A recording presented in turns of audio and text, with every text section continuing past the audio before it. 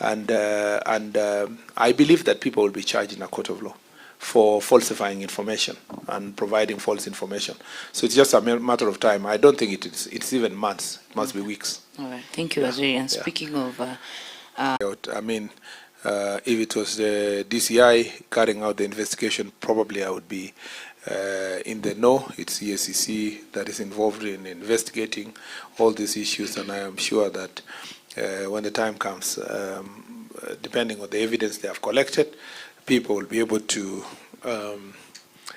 answer for their mistakes. Maybe I need to wade into this topic a little bit. I know the risk that comes with it because of the public outcry.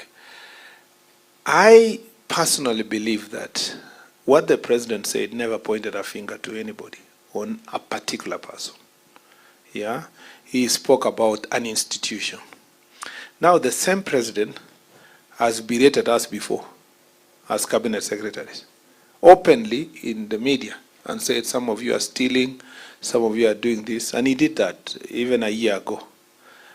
I knew for sure it wasn't me because I know myself, okay? So there was no need for me to say, Mr. President, why are you harassing all the cabinet? Why don't you pick that person?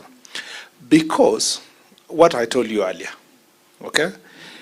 Sometimes at the level of a president, you have intelligence about what's happening.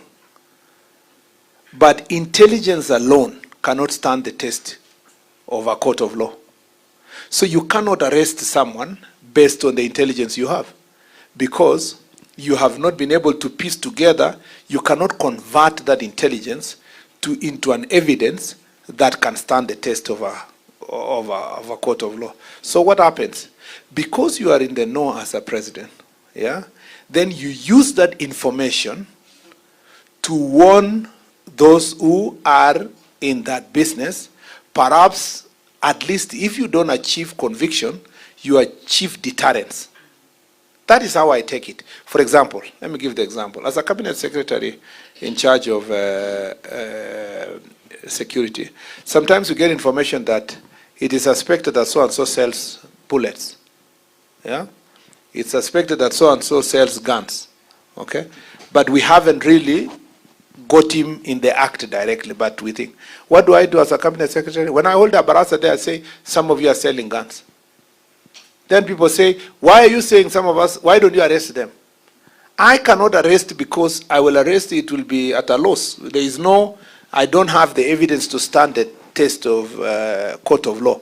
But the knowledge I have is sufficient enough to warn them against engage. And then, of course, we put them under surveillance to make sure that we are following until the day we nab them, either with a gun or with a bullet. So if you ask me, as a member, former member of parliament, and a senator for that matter, if I was in the shoes of our colleagues, I would take it positively and say, well, there must be some information the president has. That information may not be actionable in a court of law, but it's sufficient for us to introspect and look at ourselves and say, what other measures can we put in place to ensure that there is proper transparency in the things we do? Yeah, the same way when the president berates those in the cabinet, PSS, and he has said it so many times, he is trying to forestall a situation where people are clever in the manner in which they steal money, and he may not have the enough evidence to take it to a court of law.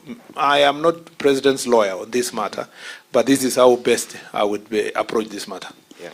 Yeah. Waziri, I'll take you back to a matter you promised to get back to us with the issue of Hillside and Darasha. In about 15 days, the parents there will be making, or rather having a memorial of the children that lost their lives there.